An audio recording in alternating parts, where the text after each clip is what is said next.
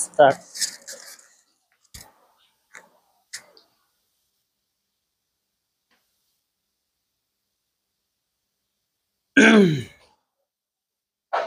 আমাৰ পাঠভিত্তিক প্ৰশ্নৰ উত্তৰত আজি আমি চাম মানৱ সম্পদ উন্নয়নৰ প্ৰতিবন্ধকতাসমূহ চৰকাৰৰ ভূমিকা।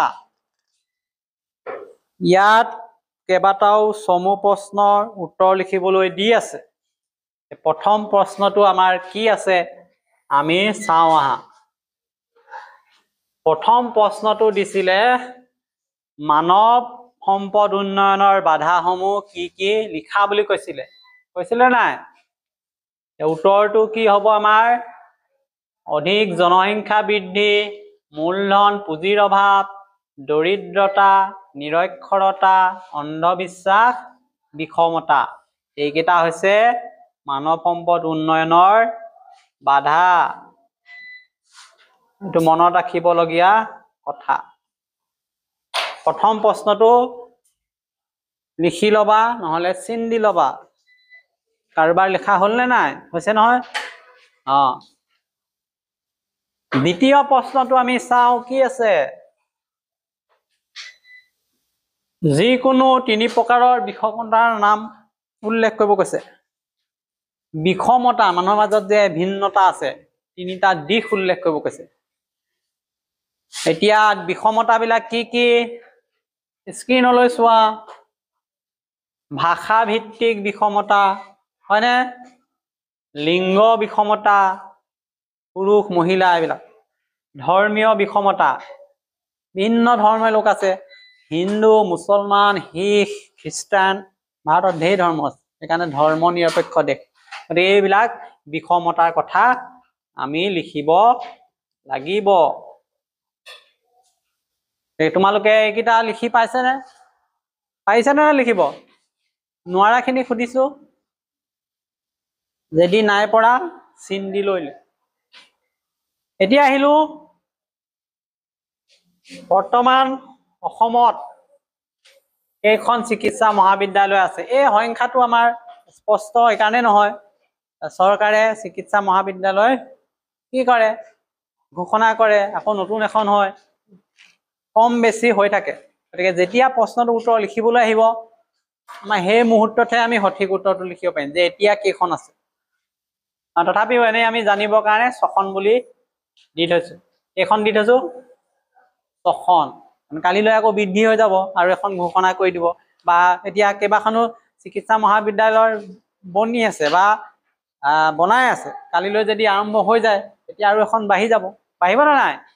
গতিকে এই সংখ্যাটো এনেকুৱা নহয় এখন চাৰে ভুলকে লিখাই দিলে নহয়, তেনেকুৱা নহয়।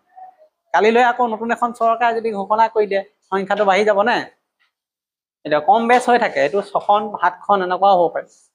আজি কি নহওক এইটো চাওঁ। অসমৰ ৰাষ্ট্ৰীয় কাৰিকৰী প্ৰতিষ্ঠানখন ক'ত আছে? শিলচৰত।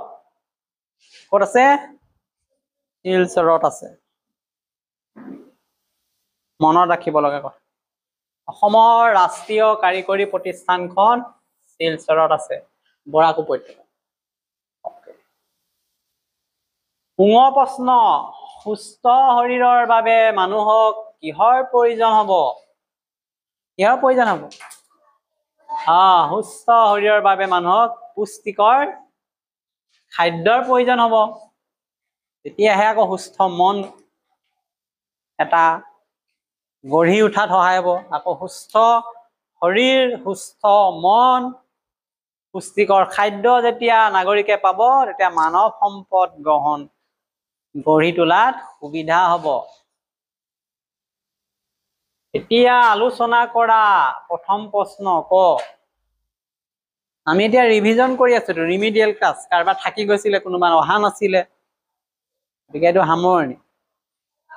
মানৱ সম্পদ উন্নয়নৰ অসুবিধাসমূহ দূৰ কৰাৰ বাবে কেইটামান উল্লেখযোগ্য পৰামৰ্শ দিবলৈ কৈছে। মানৱ সম্পদৰ উন্নয়নত বহুতো বাধা আমি পালো নে নাই? এই বাধাবিলাক দূৰ কেনেকে কৰিম? পৰামৰ্শ দিবলৈ কৈছে। পৰামৰ্শবিলাক কি কি পৰামৰ্শ আছে আমি চাওঁ। প্ৰথম পৰামৰ্শটো হ'ল এতিয়া আমি অভিভাৱকৰ মাজত সচেতনতা বৃদ্ধি কৰা। এফালে চাই লোৱা মানৱ সম্পদ কোনবিলাক, যিবিলাক সৰু সৰু শিশু আছে, ছাত্ৰ ছাত্ৰী আছে কলেজত মহাবিদ্যালয়ত, তেওঁলোকক মানৱ সম্পদ গঢ়িবলৈ হ'লে সজাগতা লাগিব। তেতিয়া আমি পেৰেণ্টছক আমি ক'ব লাগিব, গাৰ্জেনৰ কথা কৈ আছে, অভিভাৱকক সজাগ কৰিব লাগিব যে ল'ৰা ছোৱালী বিদ্যালয়লৈ পঠাব লাগে, সদায় পঢ়া শুনা কৰিছেনে চোৱা চিতা কৰিব লাগে, এটা সুস্থ পৰিৱেশ দিব লাগিব, ভাল সংগত আছেনে নাই চাব লাগিব, পুৱা গধূলি এটা ৰুটিন মেইনটেইন কৰি পঢ়া শুনা কৰিছেনে নাই, যোগাযোগ ৰাখিব লাগিব বিদ্যালয়ৰ লগত, নতুন নতুন কি শিক্ষা পদ্ধতি সলনি হৈছে এই সম্পৰ্কে সচেতনতা বৃদ্ধি কৰা। দ্বিতীয়তে চৰকাৰী আঁচনি প্ৰকৃত হিতাধিকাৰীয়ে যে পায় তাৰ নিশ্চয়তা প্ৰদান কৰিব লাগিব, তেতিয়া মানৱ সম্পদ উন্নয়ন হ'ব। এতিয়া আমি কৈছো না চৰকাৰে বহুত আঁচনি লৈছে, এই আঁচনিবিলাক কাৰ কাৰণে? দুৰ্বল শ্ৰেণীৰ লোকৰ কাৰণে, BPL শ্ৰেণীৰ লোকৰ কাৰণে, পিছপৰা শ্ৰেণীৰ লোকৰ কাৰণে। কিন্তু সেই আঁচনিবিলাক যদি ধনী মানুহে লৈ থাকে তেতিয়াহ'লে লাভ হ'বনে? গতিকে যোনে পাব লাগে প্ৰকৃত তেওঁ পাওক, এনেকুৱা ধৰণৰ চৰকাৰী আঁচনিবিলাক পোৱাৰ ব্যৱস্থা কৰিব লাগিব। আৰু এইটো দৰিদ্ৰতা হ্ৰাসৰ বাবে আঁচনিৰ সঠিক ব্যৱস্থা। দৰিদ্ৰতা কমাবলৈহে চৰকাৰে বিভিন্ন আঁচনি দিছে, আৰু এই আঁচনিবিলাক সঠিকভাৱে ৰূপায়ণ হ'ব লাগিব। এনে ঘোষণা কৰি থলেই আঁচনিখন নহ'ব, তাক কামত খটাব লাগিব। আৰু সমাজৰ পৰা এইবিলাক কুসংস্কাৰ অন্ধবিশ্বাস আঁতৰাব লাগিব, তেতিয়াহে মানৱ সম্পদৰ উন্নয়ন হ'ব। কেনেকে? যদি কুসংস্কাৰ থাকে মানুহৰ মাজত, যদি চিন্তাধাৰা একেবাৰে নিম্ন খাপৰ হয়, একে ঘৰত যদি ল'ৰাটোক ভালকে পঢ়িবলৈ দিয়ে, ছোৱালীজনীক কামত ব্যস্ত ৰাখে, হ'ব নেকি? নহ'ব। ল'ৰা ছোৱালী সমান, দুয়োটাকে সমান সুবিধা দিব লাগিব। ছোৱালী হ'ল বুলি সৰু বয়সতে বিয়া দি দিব, এনেকে নহ'ব।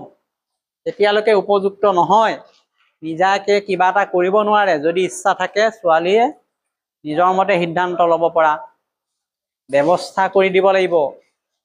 মনৰ পৰা কুসংস্কাৰ দূৰ কৰিব লাগিব। অন্ধবিশ্বাসৰ বলি হৈ থাকিলে নহ'ব। বেমাৰ আজাৰ হ'লে আমি ডক্তৰৰ পৰামৰ্শ ল'ব লাগিব। সমাজত ডাইনী এনেকুৱা ধৰণৰ কিছুমান অন্ধবিশ্বাস আছে, মানুহে মানুহক এনেই অত্যাচাৰ কৰা মানসিকভাৱে, এইবিলাক আঁতৰ হ'লেহে সমাজখন আগবাঢ়ি যাব। গতিকে এইবিলাক পৰামৰ্শ। আধুনিক চিকিৎসা ব্যৱস্থা গ্ৰহণ কৰিব লাগিব। এতিয়া কিবা এটা বেমাৰ হ'লে আমাৰ ভিতৰত কি হৈছে আমি নাজানিম, এনেই জাৰি ফুকি থাকিলে হ'বনে? বেজ লগালে, কবিৰাজ লগালে নহ'ব। পোনে পোনে চিকিৎসালয় যাব লাগিব, এক্সৰে কৰা, ECG কৰা, অন্যান্য বিভিন্ন প্ৰক্ৰিয়া আছে, সেইবিলাকৰ সহায় ল'ব লাগিব, তেতিয়াহে প্ৰকৃত বেমাৰ চিনাক্ত হ'ব। আৰু ডাঙৰ ডাঙৰ বেমাৰ চিনাক্ত হ'লে আজিকালি চিকিৎসাৰ সুবিধা হৈছে। গণমাধ্যমৰ সহায়ত জনসচেতনতা জগাই তুলিব লাগিব। গণমাধ্যম কোনবিলাক? ৰেডিঅ', টেলিভিছন, বাতৰি কাকত, মোবাইল সেৱা, এইবিলাকত ভিন্ন সময়ত ভিন্ন এডভাৰটাইজ দিছেনে নাই? বিজ্ঞাপন দিয়া হৈছে, কেনেকুৱা ধৰণৰ চৰকাৰ আঁচনি আহিছে, কেনেকুৱা ধৰণে কি কৰিছে, কাৰ কি সুবিধা দিয়া হৈছে, কোনে বঞ্চিত হৈছে, কোনে কি সুবিধা ল'ব পাৰিব, এইবিলাক প্ৰচাৰ কৰিছে। মানুহৰ মাজত যেতিয়া প্ৰচাৰ হ'ব, বিষয়টো সম্পৰ্কে মানুহে জানিব, তেতিয়াহ'লে যি মানুহ পিছ পৰি আছে সেই আঁচনিবিলাকৰ সুবিধা লৈ আগবাঢ়ি যাব পাৰিব। গতিকে এনেকুৱা ধৰণৰ পৰামৰ্শসমূহ উল্লেখ কৰিব লাগিব। গতিকে এই বস্তুটো তোমালোকে লিখি ল'ব পাৰিবা, বা আমাৰ গ্ৰুপত আমি শ্বেয়াৰ কৰি দিম, চাই ল'ব পাৰিবা। শুনিছানে কি কৈছো? গতিকে তোমালোকৰ যদি কাৰোবাৰ মোবাইল আছে তেতিয়া চাব পাৰিবা, আমি গ্ৰুপত দিম, বা মোবাইল নাথাকিলেও ইয়াতে লিখি ল'ব পাৰিব।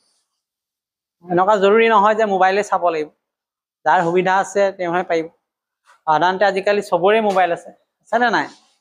এনেই তোমালোকে বেলেগ বস্তুৱে চাই থাকা, গতিকে এইবিলাক চালে নিজৰ ভাল হ'ব, বিষয়বস্তুটো ক্লিয়াৰ হ'ব।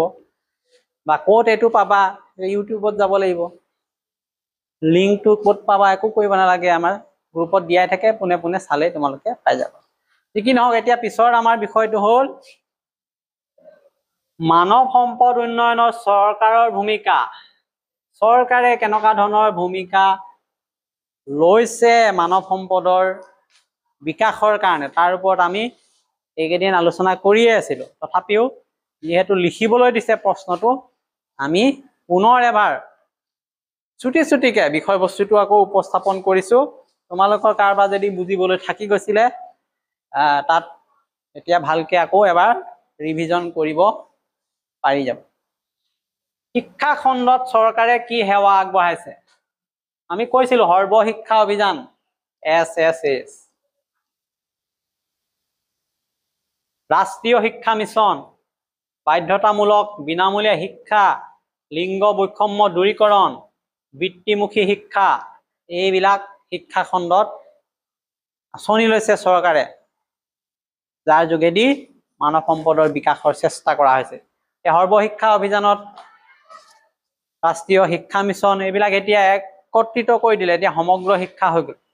বাধ্যতামূলক বিনামূলীয়া শিক্ষা, 14 বছৰলৈ ল'ৰা ছোৱালী স্কুল আহিবই লাগিব, যিখন শিক্ষা অধিকাৰ আইন 2009 চনত আহিছিলে। যদি সেই অনুসৰি ছাত্ৰ ছাত্ৰীসকল স্কুললৈ নাহে, কোনোবাই কামত খটায়, সেইটো আইনমতে দণ্ডনীয় হ'ব।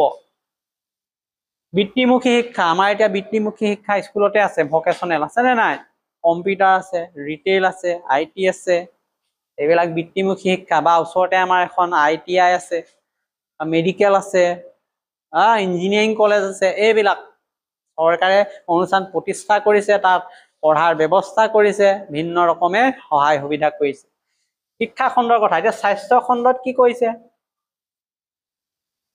চিকিৎসালয়, চিকিৎসা মহাবিদ্যালয়, ভ্ৰাম্যমাণ চিকিৎসা, ৰাষ্ট্ৰীয় গ্ৰামীণ স্বাস্থ্য মিছন, এইকেইটা আঁচনি আমি পালো। নতুন নতুন চিকিৎসা মহাবিদ্যালয় স্থাপন কৰিছে, প্ৰাথমিক চিকিৎসালয় স্থাপন কৰিছে, জিলা পৰ্যায়ত, ৰাজ্যিক পৰ্যায়ত, কেন্দ্ৰীয় পৰ্যায়ত। চিকিৎসা সুবিধাৰ কাৰণে ভ্ৰাম্যমাণ চিকিৎসালয়, 108, ৰাষ্ট্ৰীয় গ্ৰামীণ স্বাস্থ্য মিছন, আশা কৰ্মী নিয়োগ কৰা, বিভিন্ন সময়ত পলিঅ'কে আদি কৰি প্ৰতিষেধক দিয়া, আমাৰ যিবিলাক অকণমানি শিশু জন্ম হয় মাতৃৰ কাৰণে ব্যৱস্থা কৰা, ভেকচিন দিয়া, দিয়ে নে নিদিয়ে? সেইবিলাকতো বিনামূলীয়া। ভেকচিনৰ পইচা লৈছে নেকি? নাই লোৱা। পলিঅ' খুৱাইছে। এইবিলাক কিহৰ কাৰণে কৈছে? দেশৰ নাগৰিকৰ মানৱ সম্পদ বিকাশৰ কাৰণে নাগৰিকক সুস্থভাৱে প্ৰস্তুত কৰিবলৈ চেষ্টা কৰা আছে।